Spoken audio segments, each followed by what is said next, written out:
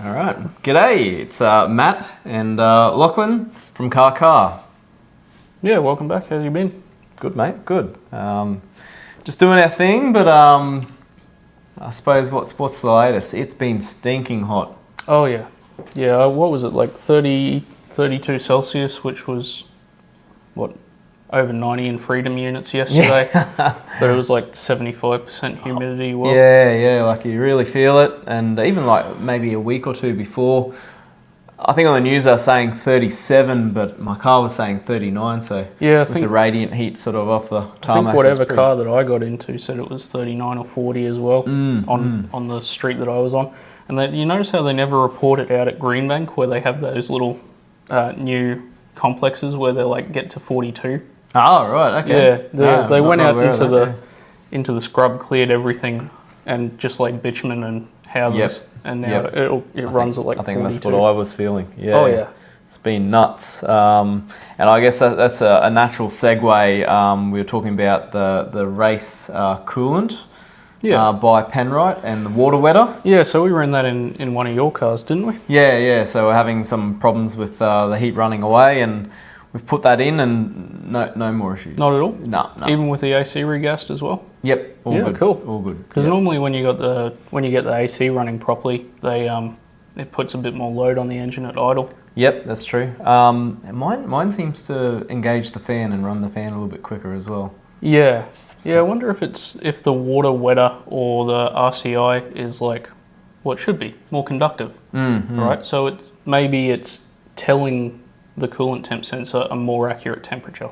Yeah, could well be. So I would definitely recommend those products. Yeah. I tried the water wetter with a traditional coolant. Yep. And it may have made a small difference, but I was still having issues. Yeah. But with the race coolant by Penrite, that I'm really impressed. How'd you go with? Really impressed.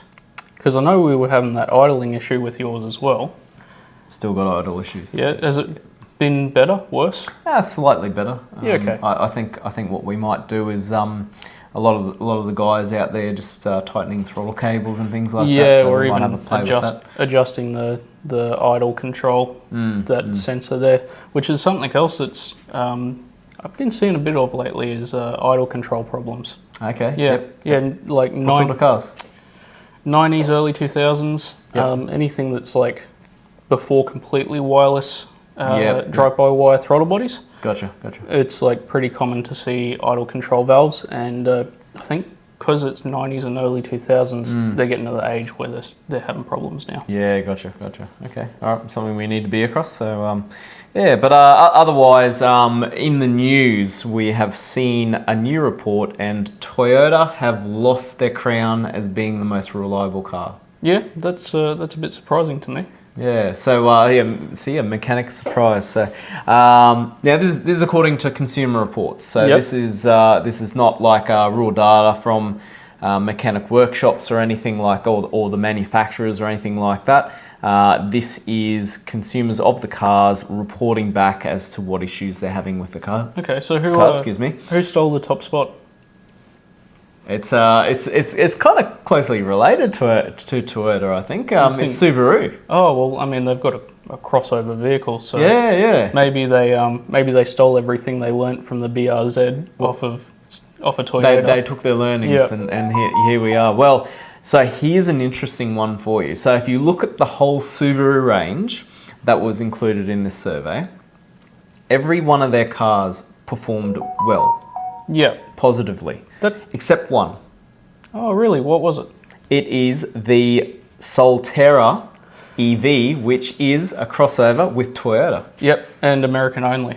Ah, there you go. Or at least I think it is. Pretty sure. I've not seen them. That's sort of interesting to me. So I think we talked about last time that Toyota's got too many models, right? And I think that's probably where, and I think I said last time that that's going to have reliability concerns. Yep.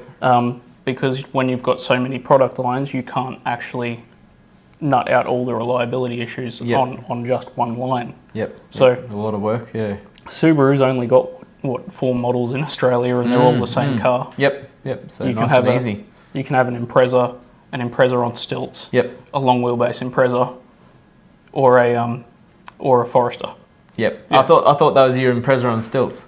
No, that's your XV. XV, yeah. XV, right? Okay, Yeah. gotcha. Yeah, and they don't do the STI anymore, which, well, kinda. Yeah, I love a good STI. Yeah, I've had a few of those in my day.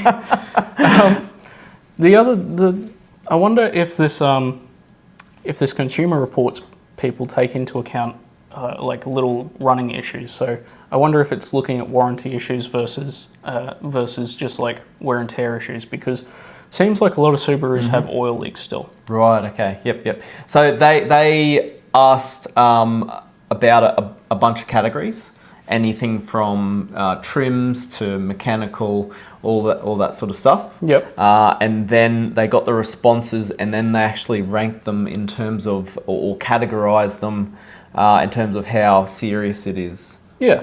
So that's how they did it. I know it's a loose explanation, but they did have a process. That does sort of make a lot more sense, though. Because, like, if you just award 1 point for an engine failure and 1 point for an oil leak, you're going to skew the results pretty hard. Yep, that's it. And you know, to your point, where you know the narrow product range, they're all quite similar to each other, sharing a lot of parts. If you're after a part for a Subaru, I don't know what your experience is like, but I would imagine getting that part would be relatively simple. Yeah, not too bad. I called up Subaru, 2-3 years ago, looking for a hub nut for like a 1991 Brumby, and they had them either on shelf or in Sydney. So yeah, nice. Their product support has to be like medium good for that. Yep. And when you look at it, they've only used 3 engine types for 40 years, whereas Toyota's got 40 in the current lineup. Yeah, that's right. You know, half the time when I need to ring up Toyota for a part, it's out of Japan or something like that. Oh yeah, waiting 12 weeks for something that should be on shelf locally. Yep. I did notice. We didn't talk about this beforehand, but I went to a Fiat dealership recently. Test drove a new Abarth 500e. Oh, the electric? Yeah. What do you think? Cool car, kind of shit. Why is it shit? Well, look, it just, you know, the one thing that was always great about Abarths is the sort of punchiness. Yep. Right? Yep. You roll into the power, it does nothing, and then you get a big sweeper of power, that sort of thing. I call that character. Yeah. Some people call it product flaws. But the new Abarth, steering, handling, braking feels great. No punchiness in the powertrain. Right, okay. Which was a real letdown. Yeah. They must use such a small electric motor in those cars. Yeah. Because there's a lot of other electric cars out there on the market that would just absolutely wipe the floor with them. Oh yeah, for sure. The other thing that was really interesting, got to the dealership, they had 3 of them there. None of them were charged, and all 3 of them had like warranty issues on the dealership lot. Oh, it's in a bath, right? Yeah.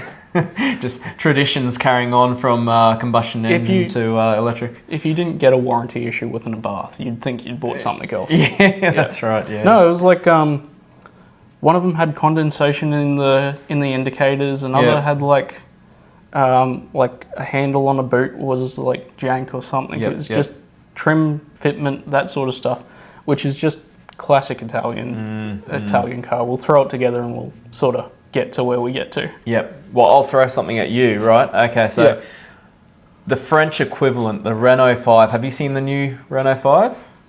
I heard something about it. I don't think I've seen it. Starting to pop up in reviews, and it's looking pretty cool. Yeah. And they are, and I don't remember the name, but they're actually calling it, they're coming out with a special model that's going to come out later in the year. And they're calling it part of its name is Turbo. It's an electric car, no turbo, but that's part of the name as a throwback to the old Renault 5 Rally turbo cars that they had. Have that little speaker inside that makes the turbo noises? Oh, they have to. They have to, yeah. Or maybe they put those little exhaust pipe whistles on it, so that when you're driving down the road, create an exhaust pipe with a hairdryer on it or something. Yeah. Well, you got enough power to run at least a hairdryer. Yeah. The retro futurist thing. I'm loving where we're at the moment, because you think back 20 years, we had retro futurist. Looking back at the 50s, the PT Cruiser. Yep. Oh, cool. Yep. Chevy SSR. Plymouth Prowler. Yep. Very cool. Yep. Nissan Figaro. Right. Now we're looking at the 80s. Yep. Look at the Envision 74. The Hyundai. Yeah. That's cool. I like that one. What was it? The Hyundai Grandeur retro luxury concept. It was like an 80s box, but it was just... and had all the gear. Yeah, I think I do remember that one, actually. Renault 5 Turbo. Yep. What else is... The squaring up the Bronco coming back. Yep, Bronco coming back. And the new Prado and Land Cruiser looking like a Land Rover. Oh, I can't stand those things. I've seen so many on the road now. I look at them and I hate how they look. You don't like them? They make me uncomfortable. Yep. There's it looks like they've tried to make a car look like it can go off-road. In doing so, Toyota's made a car that looks like a knockoff of a Chinese knockoff of a Toyota. Right? Like, you know how it's full circle. The GWM... Was it art imitates reality and that sort of thing? Yeah. Well, you know how the GWM 300, Tank 300 and the Tank 500, they look like a Land Cruiser and a Wrangler? Yep. It looks like Toyota took a tank, a GWM tank, and tried to copy the homework. Tankify our own car. Yeah. That's crazy. And I was listening to John Cadogan. He did a quick stint on the new Prado, and they're reporting some issues with the electric. So they got a 48-volt electric assist. I think Toyota's got them in the Hilux as well. Mild hybrid. And then a couple who got one of these new Prados had issues going through water. Yeah. Where it took on water. It's not really an off-road vehicle, is it? And Toyota got back to them and said water up to, I don't know, whatever height, so let's say body height, walking pace only, and then they neglected to say anything beyond that. Yeah. Whereas if you look at their ads from the previous generation, they have a guy just like pretty much diving a Prado into the water. It's unreal. Do you see that there was a couple that were doing the big lap of Australia or something, had a 300 series converted to a utility back, towing a massive caravan. I've seen the pictures online, Engine failure? Yep, heard about that. Yeah. Yep. What do you think about that?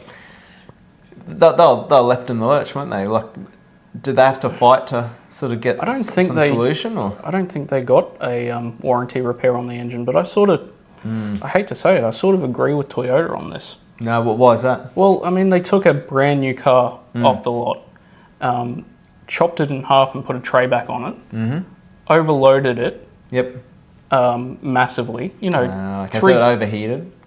It destroyed an engine. Yeah. They put, what did they put, like a 3.5 or a 4 ton caravan on it, and then tray back conversion. So it had a big canopy, massive caravan, all the stuff to live in the car for a year. And then put it under load 24/7 for 40,000 Ks. They're a super cool car, and I've got a mate with one and driven it recently, and they just drive so nicely. And I hear that they have some turbo issues because the turbos, the way they're working sequentially, and they're having issues with those. But his drove really nicely, and I think with the 300, if you're one of the first, you don't want to be the guinea pig in those sort of things. Like if they've been out for a little bit longer, tried and tested, someone else has done it, they've done the lap already, whatever, then copy them. The argument, it's stupid. I think we've talked about this before. If you are going to buy big SUV sort of thing to do that sort of thing, you need a big lumbering diesel. Or not a 2.8? Not a 2.8, not a 3-litre V6, not a whatever. You want something that's under-stressed. You want the chassis to be under-stressed. You want the engine to be under-stressed. You want like a strong gearbox, like some manual, automated manual, even though we hate those. Like, the stupid thing is people going and overloading cars that were never made to do that. When there's cheaper options out there as well. It's just sacrificing a touch of comfort. But bar the cheaper bit, it sounds to me like you're saying they should have got a Ram. 2500? Yeah. For sure. Or Isuzu. Yep. Isuzu NPS. NPS. Yep, the like medium size. Ah, yeah. Actually, I've got a mate with one of those Medium as well. size truck. Yep. They're cool. 4-wheel drive. I've seen them kitted out. Yep. They're uncomfortable as all heck, but 5.2 litre 4-cylinder turbo diesel. Wow. Okay. With a manual or an automated manual. And I don't think they run DEF, AdBlue. Yep. And I'm pretty sure they don't have a DPF yet. Oh, that makes life easy. Yep. And then the moment they do, just go out and buy second-hand ones. Exactly. Yep. And you look at reports online and people are getting like 70 or 80% power gains from a tune only. Wow. Yeah. Cool. Okay. So under stressed engine. It sounds like it's fit for purpose, you know, Exactly. doing that sort of stuff with a load out and all that. Oh yeah. Instead of spending 400 grand making a Toyota do the job, just buy an Isuzu that will do the job. Yeah. Okay. So, all right. So should we draw a line in the sand and say, if you're buying a Toyota, don't modify it. But if you're buying an Isuzu, go to town. Sure. I like that. If you're buying a 4-wheel drive Toyota that's not a 79 series, keep it stock. Yep. Be the Prado mum that everyone expects you to be, and just don't even put tyres on it. Sorry, you're saying 79 series? No.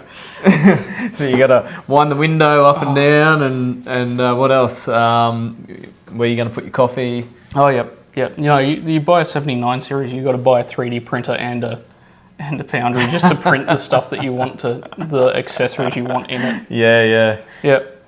What else have you got on?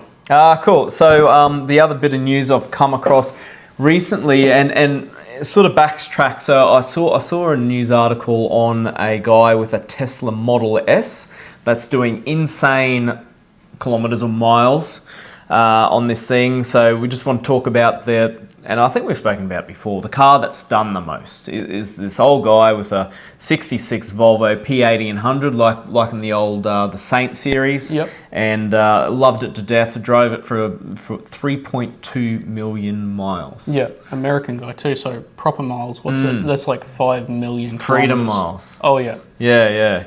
So, and he's just like right on top of his servicing. Every 3,000 miles he did oil, every 20,000 he did I think his gearbox service, that sort of stuff. So we talked about this guy spoken about this guy before. He didn't even have to do like engine replacements. I think he just did like ring sets or something like that. There you go. And that's maintenance, right? Oh yeah. Yeah, anything like good quality oil. So how'd you go with the Tesla instead? The Tesla. So, I mean, the guy, he's putting the Ks on, and I suppose, if you buy a Model S, I'm not sure if it's still the case, but you get free charging. Yep. So maybe it's just, that's the way he's offsetting it. But he has replaced 13 motors, electric motors on this car. That's what? Is that a dual motor? I could find out, but I don't know off the top of my head. I mean, even if it's a dual motor, that's a new motor every 200,000 Ks. Yeah, that's right. Yeah. I think they're counting individual motors, so yeah. Yeah, that's, I mean, not as good as an old Volvo, is it? It kind of sounds expensive. I don't know and he would have replaced battery sets within that period as well. Yeah, I did. I saw something on an EV group on Facebook not a long time ago. There's a Tesla in Australia that's done, can't remember if it was 300,000 or 600,000 Ks, a lot of Ks. Yep. Hasn't replaced the brakes yet. Oh really? Yeah. Because they have the regen braking. Yeah, so regen braking. Don't really use it. Yeah. One pedal drive. But I don't know. Maybe he's replaced 10 motors, and that's made up for the savings. There's just other things, They've got different electronic modules controlling the way the car works. So there's just other parts that need to be looked after. Tesla does shit me. You don't like Tesla? Yeah, just as a brand. I saw a couple of Tesla mechanics at like a EV event run by a Motor Trades Authority around Australia, and I asked them about diagnosis and such, or someone asked them about diagnosis, and they don't have an OBD2 port. Oh, really? I thought like you need one. Actually, that's for emission tests, wasn't it? They brought out the OBD2. Yeah, I thought it was still I thought it was still a legal. I thought it was a standard though. requirement. Yeah. So I asked them how you diagnose it, and they said you can get to all the diagnostic reports through the infotainment screen. Ah, okay. But if the infotainment screen is the issue, Yep. how do you tap in and get the report then? You need a piece of Tesla software and an Ethernet cable. Okay. So it's not running the standard that everyone else is running, apparently, which means that you're not able to diagnose it. Classic. Yeah. That was really a bit of a step forward when OBD2 sort of became popular. So, I mean, I think was it late 90s for a lot of Japanese, but maybe early 2000s in Australia, like 2005 Falcon would have had OBD2 onwards. No. Does that sound about right? OBD2 became a requirement because it's a California thing, always California thing, 1996. 96, yeah. So I think it was basically anything that became a new model after 96 was OBD2. Yep. So I think, not sure if AU has it.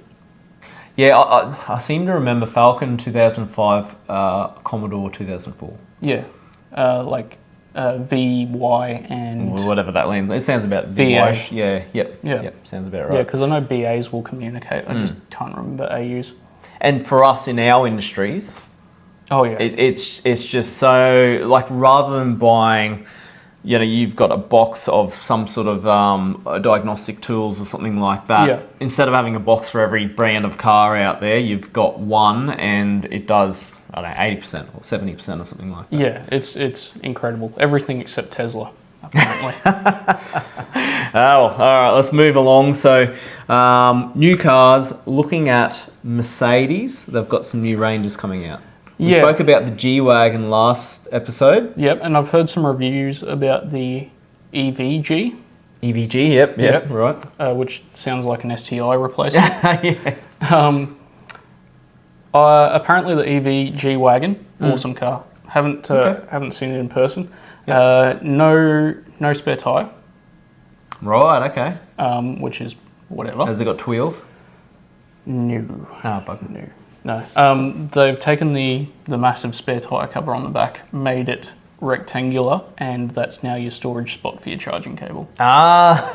So, if you want to go off-roading... Still has utility. That's good to hear. If you want to go off-roading in your G, better not get a flat. Right, okay. In your 20,000. I wonder how many Gs have actually gone off-road. Oh, well, this demo EV G-Wagon's been off-road a bunch because it's been making the rounds with everyone in the States. Yep. Yeah, but I don't think I've ever seen a G-Wagon off-road in Australia. Yep. I don't think you see that many Defenders off-road in Australia. Well, as a saying, I would have said it on here before, you take a Defender into the bush and you get a Land Cruiser out of the bush. Yeah, that sounds about right. The most off-roading a Defender does is over the gutter into its mechanic. Oh no. Some other new Mercedes are out there. What are they doing with their pricing? Well, look, I went and out of curiosity, I've gone and gotten myself a soft spot for vans. Not for like commercial vans, for passenger vans. Like how else are you going to carry like 4 of your friends in comfort and style? Are you talking like Tarago van or are you talking wagon? Well, I looked at V-Class. I want to go and look at the Palisade. Not a van. Yep, that's not a van, but it's big, yeah. Staria. Yep. And like 7-seaters you're talking about? Yeah. Just like comfortable cars that if you've got a couple of friends on the weekend, you can sort of cruise out to the wineries. Yep. That sort of thing. But I made the mistake of going and looking at Mercedes. And the Vito V-Class, their top-of-the-line thing. Yep. It's like 170 grand or something ridiculous. Oh, wow. Did you get it? No. But prompted me to go and look on the Mercedes website at some of their car prices, and insanity all the way through. Yep. The thing that shook me looking at the S-Class long wheelbase, starting price of 360 grand. Wow, yeah. That's I don't know, it sounds like Ferrari money to me. But you know, inflation, all these sort of things. Maybe it's Lotus money these days. You know what it sounds like? Yep. 2-year-old Bentley money. It sounds like... I'll keep you busy, 2-year-old Bentleys. Yeah, it sounds like Bentley with a warranty money. Yeah. But 360 grand gets you an S-Class. But the crazy shit for me was base model C-Class starts at 97. Wow. Yeah, that's it. So what else could you get for 97? I'll be honest, I'm not that much of a C-Class fan, so... No. I know their infotainment system has like a Siri sort of equivalent. Oh yeah, but is it not a and Mercedes? It's pretty cool. Yeah. It's like a Mercedes. It's a Mercedes one. And it's a pretty cool. Like we had a quick play in Hugo's one. I think we've had a chat about this in the past. And you look at the native equivalents of things. Yep. And they don't age well. CarPlay, you're always going to update. And you can get updates for CarPlay and for your phone. Yep. And the same for doubled-in head units and that sort of stuff. You can always get replacements. But when you go to that hyperscreen thing that Mercedes has got and native control, like 3 years in, Mercedes doesn't care about that. They're going to stop updating. Good when it's new, but they're not a tech company. Yeah. And it's going to date. No, I can see that for sure. Did you hear the little bit of sad news? Oh, tell me. Hugo's got rid of his van. Oh, the pink thing? Yep. Oh, really? Oh, okay. It's moved to Melbourne. Oh, right, okay. Yep. It looks like something that suits Melbourne more than Brisbane. Well, yeah, you know, you want to sit in traffic all day. A 660cc automatic, not a bad idea. Yeah. If you want to cruise up the Bruce Highway to the sunny coast. Doing like 80 k's an hour max is not the most fun. Right, okay. 80k max. Oh, look, it'll do it's 90. Pushing. Yeah. But it was, okay. Yeah. Best feature. Aerodynamics is not its strong suit, that car. Best feature on that car, I know you would have seen it, the front of the roof vent.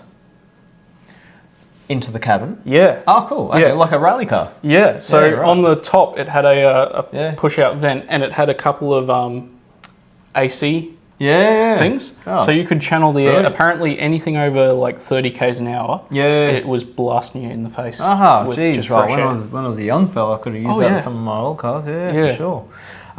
So for those who've missed what we're talking about, what's the car? Daihatsu Mirror walkthrough, and that was Hugo and Jaguar, his wife. Yep. They were using that for their business twice upon a time. Yeah. Really, like, just awesome little thing. So they did the pink wrap. They did a conversion to look like an old Mini on the front end. So a box at the back. Yeah. Because of the walkthrough, and at the front look like a Mini. It's pretty cool. And it's one of those things like you get away with so much more with weird little imports like that than you would with anything else. It had school bus doors on the side and the back. Yep. Which meant that if you could sort of drive around Fortitude Valley area with the passenger door open, like that sort of thing. Like no one knows how legal it is. Yeah. But it's definitely good fun. That's cool. Cool.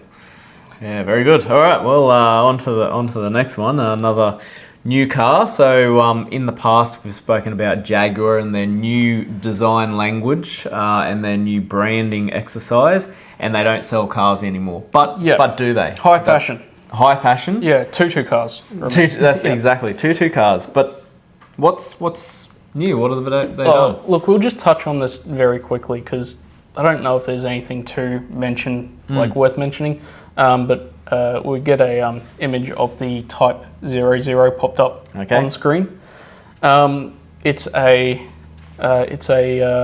all electric, super long, super low slung coupe convertible 4-seater. Cool. Whatever. Yep. And the colours that they showed it off in were like haute couture hot pink.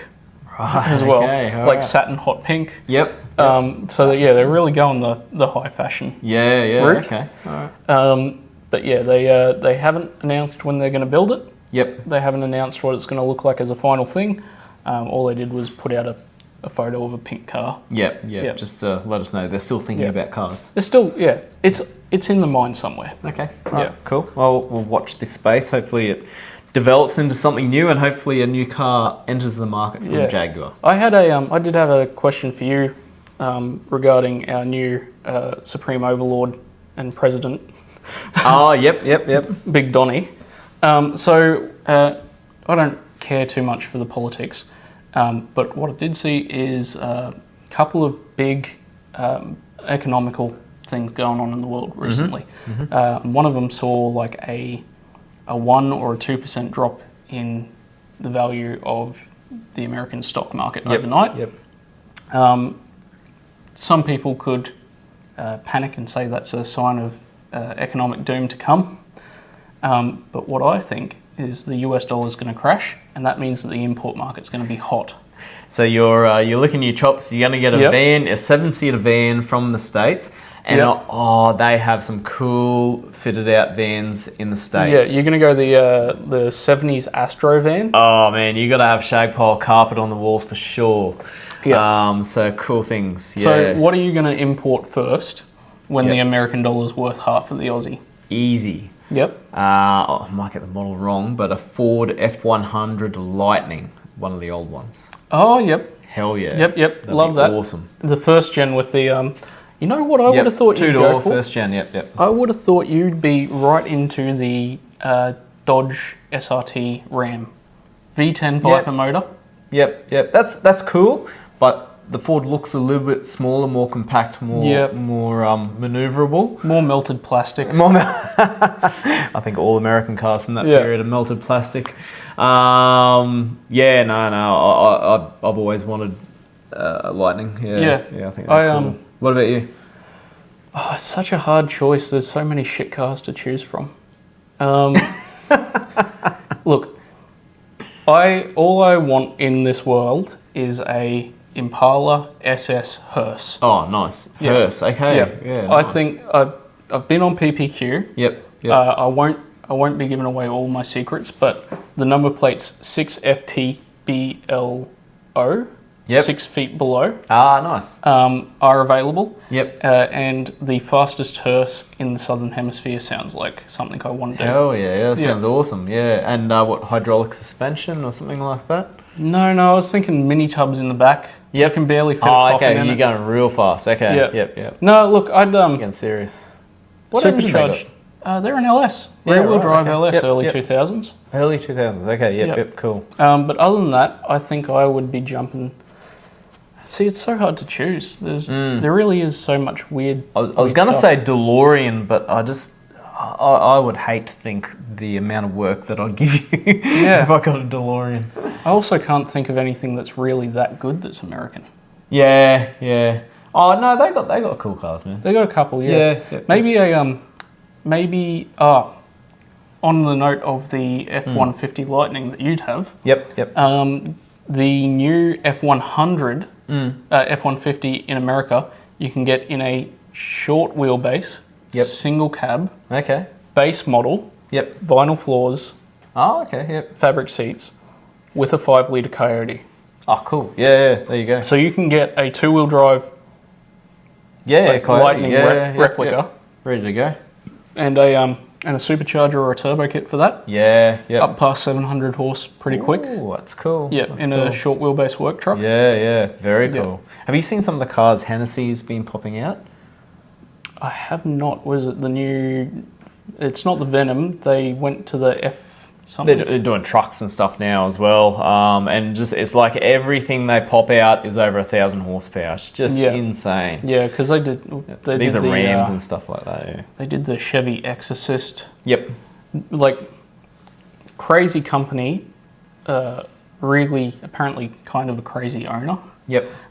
But they do know how to name things. Yeah. They go for shock value, which is, that's USA. That's President Trump. It's all about big, bold, shock, those sort of things, loud. Yeah, big moves. And that's I think if you go in an American car, you've got to go Yeah, extreme. It's got to be a horrible color. It's got to have a massive engine. And What color would your hearse horsepower. be? Black, or I would you think go something a little bit different?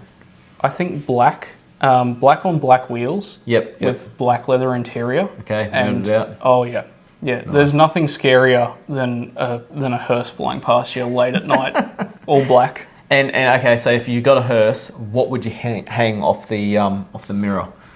Because I don't think it'd be dice. You want something a little bit more morbid than No, dice. I'd still have a coffin in the back. Coffin in the back. Yep. I'd be out at Costco. Yep. Buying my coffins.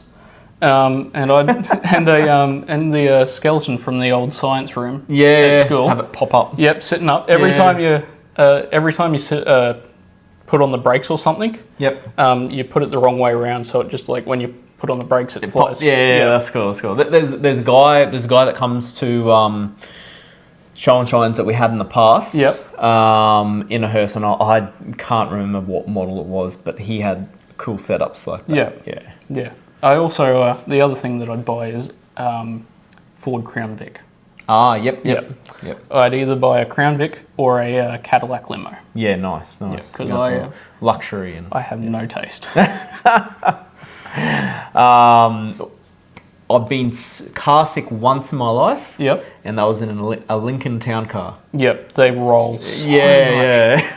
No, I saw, and I don't know if I can. I'll send a link to you so Erwin can pop some photos up. There is a Cadillac limo for sale on car sales at the moment. Oh yeah, okay, that's cool. Yeah, ultra long wheelbase, with a like what year? 70s. Oh, cool. Yep. It's lifted. Yep. Built engine. Yep. All-terrain tires. Like army bomber paint It's gone job. real crazy. Yeah. It's horrible. I'll send you a link to it so Erwin can pop it up here. But it was like 95 grand as well. If it was up there for what it should be, like $200 in a 6-pack. Yeah. Yeah. That's cool. That's cool. All right. Well, what else have we got? Average age of cars in Australia. So there's been a development. Yeah. What's changed? So, big thing for me over the last, how long have we been around? 6 years, 7 years. Average age of cars has gone up. Not by a little bit either. So I think we went from like 9.2, and the last time it was measured, 2023, the average age was 10.6. Yep. So we're talking about over a year of difference. Yeah. And the period we're talking about is the average age going up by over a year. Yeah, it's like 15% almost. Well, around about that. Yeah. Well, over a year. Yep. In like 2.5 years. Yeah. Right. Because the data's old People have just stopped buying cars. Yeah. And that's not necessarily because of supply chain issues. When was this taken? Is this how recent is this data? I think it was 23. 23, okay. 2023. So there would have been a little bit of supply chain issue contributing to that. But not that much. The car orders were going bonkers. Yeah. In that period. I feel like everyone was getting a new car for a little while there. Yeah. So my theory is it actually is a good reflection of like the economy. Oh, for sure. Yeah. Because like we can talk about new car sales as a reflection. We can talk about service rates. We can talk about the price of eggs, whatever.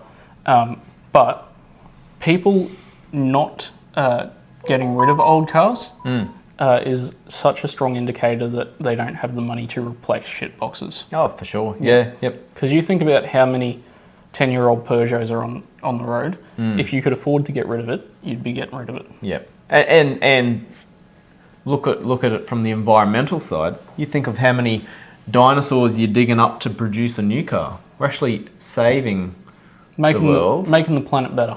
One dinosaur at a time. Yeah, by keeping these cars going. So. Yeah.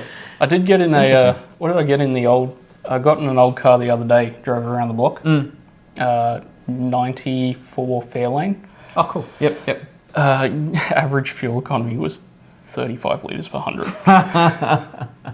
So, not saving that many dinosaurs there. Yeah. But the way we drive, it's... it adds to it. But now... I heard that in Tasmania, the average is over 13. So that's quite a difference. Yeah. In Australia, like the rest of the states and territories, it's on average 10.6. But Tasmania over 13? 13.3, yeah. So I don't Do know. they just not take cars over to that little island, or? I don't know. It probably says more about the Tasmanian populace that they don't want for new cars. They have old cars that are fairly reliable. They're the greenest state out there, aren't they? That's the birthplace of the greens, or maybe. I mean, that's where their leader was from. That makes sense. Yeah. No, I'd say it's probably just a massive indicator that most Tasmanians have a 15-year-old Hilux or a 15-year-old Prado. Yeah, that's true. Yep. Yeah. Or RAV4, Camry, like you don't... Back when Toyota was the most reliable car on the market. Yeah. Oh, fucking think about it. A 15-year-old Camry is an ACV 40. Yep. It's not even a, what is it? An SV 21. Because when I think 15-year-old Camry, I think... Yeah, like your 90s. Yeah, I think backfire. We're getting old, mate. That's... And just hearing about the ACV 40? ACV 40. I can feel the sticky dash right here. Oh, and the steering wheel. Yeah. I do think in the future this is going to be for me. ACV 36 is going to make a great project car. Yep. The most horrible looking Camry of all time, with the sort of wedgy nose. Yep. Looked at the specs on them. They were available in a manual. Yep. Front wheel drive, 2.4 litre, timing chain motor. 6-cylinder? No, 4-cylinder. Oh. I mean, you could get the 6-cylinder. Yeah, 3 litre 6-cylinder. Yeah. But 4-cylinder. Yep. In a V6 engine bay, so plenty of extra room. Yep. Independent front and rear suspension. Oh. Yep. Disc brakes all round. Yep. I think slept on project car. Yeah, for sure. I know someone doing like a shipbox rally. Yep. And in one of those. Yeah. And I was just thinking, oh, geez, if you're doing that, that's like the perfect car. Yeah. It never breaks down. Yeah, that's right. Yeah, well, you change the oil once every 20,000 Ks because you forget to the first time. Yeah, that's right. So no, I think you're onto something. The weird thing though, so looping back to what we were talking about straight in the first part of the video, Toyota sold 15% of all registered vehicles on Australian roads. That's pretty dominant, isn't it? Yeah. That's like I think of most markets out there, we've probably got the most saturated market in terms of brands represented. Yeah. And Toyota own 15% of it. That's impressive. Yeah. Well, I mean, it is impressive, but if they're having reliability issues now, what does that say? And the other thing that was a big note is that 2021, the statistics said 20.9% of all vehicles sold were diesel. Yep. 2023 data, 26.5%. So 21, 23. So you're putting on over 5% over almost every new car every couple of years. Yeah, it must have been almost every new car that wasn't an EV. Yep. Was going to be a diesel. Wow. Which says commercial vehicles is where it's at. So on that sort of, I'm not going to get my calculator out, but on that sort of maths, looking at over, if you go 30 years, in about 30 years, every car in Australia will be diesel. Yeah, except for the Teslas. And they'll be broken down. I think it highlights and underscores our market's interest in off-roading or leisure driving or whatever you want to call it, touring, and the ute market. I mean, that's just, you look at when we were growing up, it was all Commodore and Falcon. Yeah, I am sad. And they're such a small minority these days. I was talking to a friend a couple of weeks back. He said, I want to start a car brand in Australia. He doesn't have the funds, but he's just, pipe dreaming. Yep, dreaming it up. Yeah, nice. I want to, no one makes a car that works for me anymore. No one makes the right car for the Australian lifestyle. I want to make a car that's available as a wagon. I'm on board with that. A sedan and a utility. Yep. With 2 power options. Yep. Like medium low power or medium high power. Yep. That's comfortable and reliable and is available in rear wheel drive. Yep. And and all-wheel drive. Yep. And I said, what you want is a Commodore. Yeah, exactly. Yep. Yeah. And he said, what are you talking about? And I said, well, you had the Adventurer. Mm-hmm. Yep. The Cross X8. Yep. That stupid Crewman. Mm-hmm. Long wheelbase, short wheelbase, Yep. 2 different engine options Yep. at all times, and it failed entirely in our market. Take that failed entirely comment out of it. It's pretty much the perfect car. It was the perfect car. VY Commodore is the best car ever made. You just need more people to buy these things. Yeah, but how do you convince the modern mum that they don't want to sit high off the ground? That's the thing that really. It's very empowering. This is my TED talk for the day. Go for it. SUVs are less safe in every way. Rollover merchants. Right? Add a lot of extra weight to the road, so they're going to wear away all your infrastructure quicker. Exactly. But when they're in a crash, they're carrying a lot more energy, and they're just going to do some damage to whatever they hit. Yeah, which says to me, when you talk to anyone, they go, I want an SUV because I want to be safer on the road. I want to be able to look down upon my kingdom and see the road better or whatever. See what lane you're going to change into, yeah. You're actually putting yourself in slightly higher risk. And not just that, like, they're just so horrible to drive half of them. There's a difference between the feeling and the reality. Yeah. But yeah, the practical thing, and you and I know that, you know, a wagon solves a practical issue, but the practical thing of having a big car is handy. Yeah. Well, you know, Holden Berliner wagon. Berliner wagon, yeah, okay. Commodore wagon. Yeah. Like mid-2000s with the, like, bubble back. Yep. They were just... They had enough space in them for all the family plus 12 more. And, yeah, we've gone to... I've got a question for you. Yeah. What's the most modern HSV wagon that was made? VF. VF, they had a wagon in HSV trim. Yeah, Club Sport wagon VF. I'm That's pretty sure. Cool. Yeah, All and right, it was available 6-speed manual. That's on the wish list. Yeah. Because I was thinking, oh, maybe it's the Avalanche or something like that. Oh my god, not the Avalanche. No, VF. You could get a Club Sport wagon, and cool. the VF Grange. Yep. Is like VF running gear. Yep. But VE headlights and taillights. Okay. So, yep. The VF Grange is like sort of a beautiful looking car. Yeah, nice. Yeah. Okay. Cool. I think that's all of our news basically. That's news. So, Yeah. But we've got some products. Yeah, let's pump through it. All right. You can start us off. Tell us about this one here. We talked about these super briefly last time, so I've got almost nothing worthwhile to add to it. But these are a crimp connector from Narva. You sell them. I've bought probably 300 of these little things in the last 6 months with various wiring projects. They're a straight connector, crimp connector for splicing wires, that sort of thing.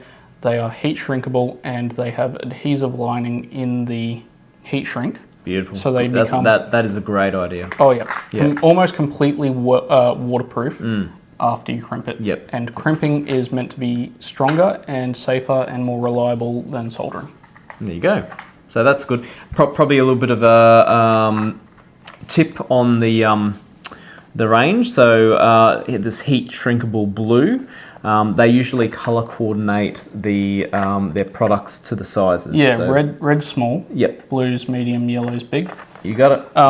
But there's actually a whole bunch of charts and information on the Narva website that say how much, what size wire you can use with each crimp. Yep. And the other thing that they talk about, so good thing to note because I'm using these for splice joints, so where I've got 1 in, 2 out. Good thing to note is you don't want to just think about your input. You need to make sure that your crimp connector is looking after your input and 2 outputs. Yep. So your total wire size on the output is critical. Yes. Yep. It's all got to be relevant. Yep, for sure. All right, the next one I've got is this is a super popular product for us. This is the VP Racing M2 Upper cylinder lubricant, so all the guys with the E85, they pop this in, and it stops corrosion, things like that. Yeah. And it's candy scented, so whenever these cars whiz by you, it smells beautiful rather than almost dying from the ethanol. Tell you what, I've had a couple of ethanol-induced headaches, but I do like it. Well, you enjoy it a little bit more with this one. Can we open the... Go on, do it.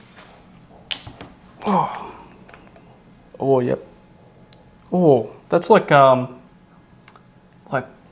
bubble gum out of a bubble gum machine. Yeah, it's pretty unreal. Like, you smell it and you want to add it to your coffee. It smells like the cherry little trees. Oh, yeah. What I think it smells like. You know what? If someone sold that as a candle, ethanol mixed with that, I'll get the lighter out, baby. Let's go. All right, so that's that one. Super popular product, but it also smells good as well. Makes the exhaust smell good, which is interesting. The next one, this is a new product from Aerpro. This is the wireless smartphone adapter. This is their second attempt that I can think of, that I'm aware of, that they've done. The first one was like a box that was probably bigger than this retail packaging. Yeah. And I know you got one from Quad Lock, and it sounds like the previous model of this in terms of performance. Yeah, I've had the Quad Lock, hate it. Hate it. Absolutely hate it. Why do you hate it? Well, one, it's big, bulky, whatever. Mm-hmm. Two, every time I turned it on when I got it, it tried to say it was a Volkswagen, which... Why?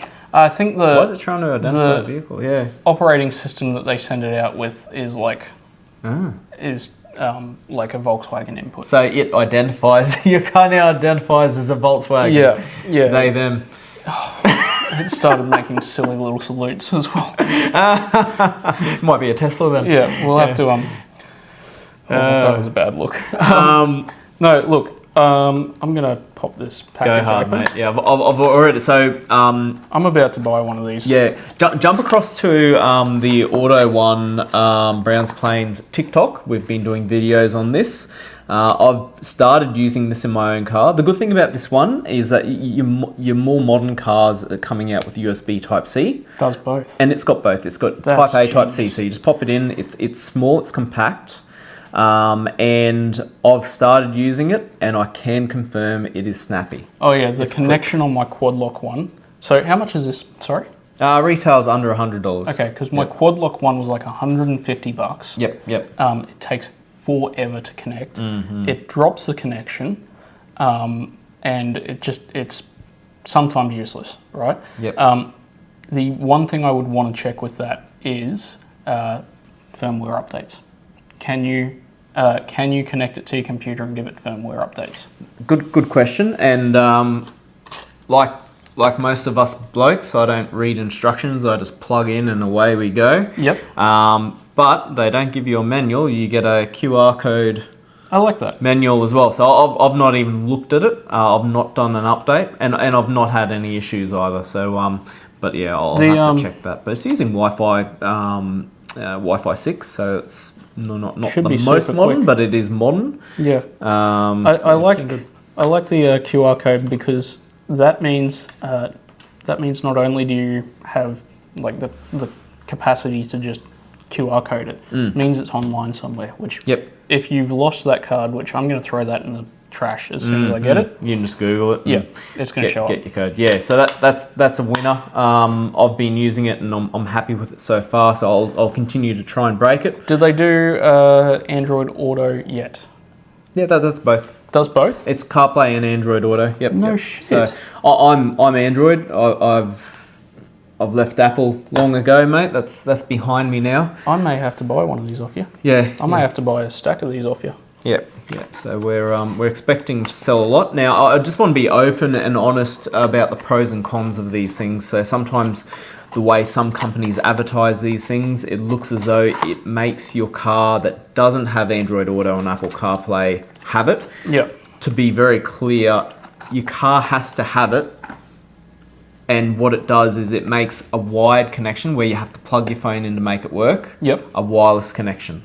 That's its purpose. That's a good note. I would say with that, any older car, the first thing that I would do if I bought any old car today is go and get a Android Auto or a CarPlay head unit, and that's something that you guys look after as well. Yeah. That literally the first thing that we did on my Ute, and I think we even did a video about it. So we can link back, and we can even do maybe we should do a TikTok update. Yeah, for how sure. it's going. Yeah, let's do it. Yeah. You get your Waze from your phone. With the Waze, you can see where the police are. Yep. Since Waze has come out and I've started using it, I've not lost a point. I've lost. Well, hang on. I've lost points, but I've not lost my license. I've lost a couple of points, but I'm doing a lot better. Yeah, that's right. So it's a good thing. I also want to talk about usage of that. So I've had units in my car that have wireless built in, and I've started using that because I've got a factory one that it just plugs into. And that's the same thing as we're talking about with the native stuff. The native stuff ages out and doesn't work as well, so you swap over to a wired connection with the wireless adapter. I've upgraded my car with that. Yeah, for under $100. Yeah. And I find for the most part I still plug my phone in to charge. Yep. So there is that to keep in mind. But what I do like about having a wireless system is that if I just want to jump in the car, whip down the shops, grab some milk or something like that, rather than me try and put my phone in the cradle, all that sort of stuff, it's in my pocket, I jump in the car, I turn it on, Android Auto pops up, I'm good to go. I don't even have to think about it. I think we've talked about this in the past, I'm not sure, but I'm in the same boat. I've got the wireless CarPlay. I went and bought a quad lock system. Yep. Invested too much money into that, but it's got the wireless charging base. So I get in my car, I pop the phone on the mount. It auto does it. It charges itself, and it does wireless CarPlay. So I don't actually have to do any wires. Yep. It's Nice and awesome. easy. Yeah. It's it sounds like a little thing, but it's one less thing to think about. I have bought a Android Auto compatible head unit off you this week. Yep. For a friend's car. So that's an old car. We're going to use ISO connectors. Yep. What do you got going on here? Okay, so this is going to be the future of connectors. So when you're putting a stereo in a car, so you're replacing a factory stereo. I'm not sure how well I'm getting this on the camera, so I'll just keep talking. You use these adapters to make your factory things work, and these factory things, for the start, it's usually steering wheel controls, but then you start looking at things like reverse cam retention, and then on even more modern cars, it's like aircon controls. You've got cars where you can control see the tire pressure monitors. So with these, lots of different things. What you're talking about is the new integrated stack. Yep. Bullshit. Yep. These new cars, they've got a screen like all the way across. Well, with so much information. Talk about older versions of cars that have the same problem. 370Z. Yep. ACV 40 Camry. Okay. Yep. Right. This ACV 40 Camry has that big center stack which needs a full fascia. Yep. Because they, for some reason, opted out of the double din thing, which made everything easy for everyone. There's not many that still do it. Yeah. But the 370Z, sold up until 2021, has all button, basically useless touchscreen infotainment that does the air conditioning stuff on the screen as well. Gotcha. Yep. So what you're talking about is you can pop this in a 370Z with a double din or Android Auto head unit, and you're still going to get your air conditioning display. I don't want to mislead anyone. I would want to do my research before I commit to saying that'll work with 370Z. But they have products for each car. Essentially, yeah, that's right. And what you do is you grab these products and you connect it to your computer. You tell it what car you're adding it to. Yeah. And it'll pick up all the relevant settings on there. Not only that, and I'm just learning about this, so I'm going to get some things wrong with myself explaining because there's so much to it. But you can add other things. You can start showing different gauges on there and you can get it to do different things. So it's ultra configurable. If it's CAN bus or OBD2 compatible, you're just picking up whatever the signals are on your CAN bus. Telling it. Yeah, that's incredible. Yep. So this is the future. It's starting to get out there where... Yeah, I've done a course on it, but I still feel like I'm learning. How'd you go obviously they're going to be a fair bit more expensive than the ISO stuff. Yep. How much more expensive? I don't remember. Okay, but it's going to be more. We're talking it's a lot more sophisticated. The universal box might be like $100, 150. I'll have to come back and confirm that. Maybe I'm not sure. maybe we'll get some price. Yep. It won't be accurate forever. Mm-hmm. The last one we did was on a Jeep Grand Cherokee. Yeah. And that kit included the fascia as well. Yep. So the pricing in my mind is more of a whole of system kit. Yep. But look, it was more than your traditional ones because it's more complex. Yes. But it wasn't outrageous. Well, that's the thing, because the Aerpro, as good as they are, have had the market cornered forever, and their fascia kits are pretty expensive still, right? Because when we originally priced up my BT50, or even Brit's Liberty, the Subaru is pretty expensive. The fascia kit on the Liberty was like $600 or $700 by itself. I know. So if it's a couple of $100 extra on top of your $700 fascia, and you get to retain everything, it does a lot more. Not so bad. Yeah. So going forward, new cars with more things happening on screens, which is the way it's going. This is just going to become more and more, and I can see people doing custom setups and doing custom things on screens. One thing I did want to ask you about, and this is probably not the product that does it, is audio correction. So I've had a couple of things pop up on TikTok and YouTube lately with where they use, was it TSP? They go through and correct their speaker outputs.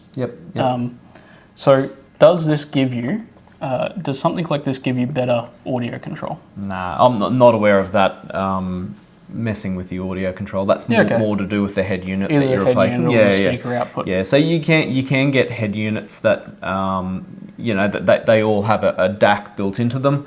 So they're going to make their interpretation of the music or the signal.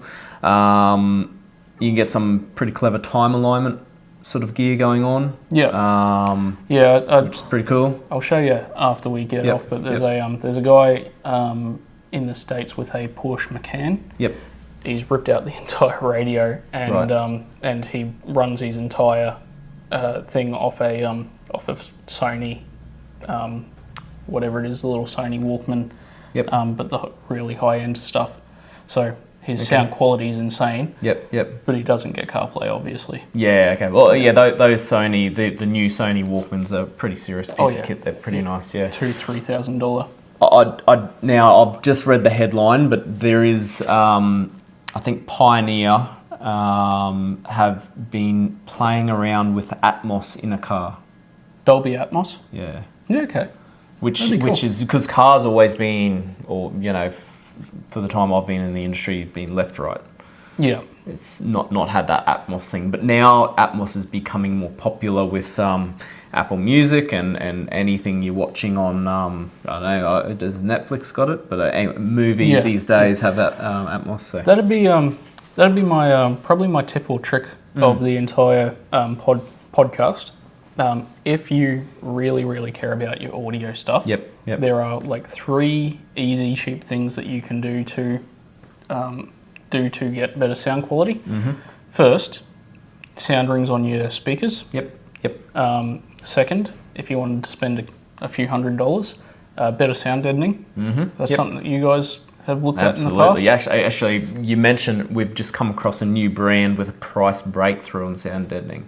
So where your Dynamat, which is like your standard, to get a box of that is like $300, maybe more. This new brand coming out, similar sort of coverage for like $130. Okay, I'm gonna have to talk to you price about that. breakthrough. And the third thing that is going to make a massive difference. And it sounds stupid as all heck. Swap from Spotify or YouTube Music to Tidal or Apple Music. I saw Tidal on your phone. I used to have it. Tidal, I don't know if it's worth it, but Apple Music and Tidal both do either like lossless or almost lossless audio, which means your sound quality is through the roof. 100% agree with you. You can spend thousands upon thousands on your audio system in your car, but because of the app that you're paying $10 to $20 a month for, your compression ruins it. You're just not taking advantage of it. And we do these nice sound systems, and people come to us and why is it sounding grainy? Yeah. Why is it not sounding so great? Yeah. It's because they've got compressed audio that's it's not lossless. It's old lost. school. So what do? They just chop the top and the bottom off the hertz ranges or something like that. No, there's probably more to it than that. But the lossless audio just means that it's not. I'm talking about the lost audio, like what they do to compress and what you miss out on when you're using I think they're just a substandard format. It's a compression format, so they're taking whatever it might be, a 500 a gigabyte song, and trying to digitally compress so it gets down to 500 megabytes or whatever it is, which is going to be able to transfer Something's got to miss faster, out. that sort of stuff. Back to your DSP. So you can buy DSPs for cars. Some amps will have them included, but really, like your really serious setups, they'll have a separate one. So the one that we probably have the most experience in selling would be the Audison. Audison do one, but there's other brands out there as well. You can spend as much money as you like. You can go to town. The Audison one's a nice one too. Shall we call it about that? They'll do it. I've covered everything. I think I have too. I think I've covered more. Awesome. All right, that's been good. Until next time. Check out Matt at Auto One Browns Plains, TikTok, YouTube. Oh, you remember Insta. mine. You have to tell me what yours is. Just Cashy, isn't it? Cashy. You look up Cashy with a K, we show up most places. Beautiful. All right, cool. Until next time. See ya. Thank you.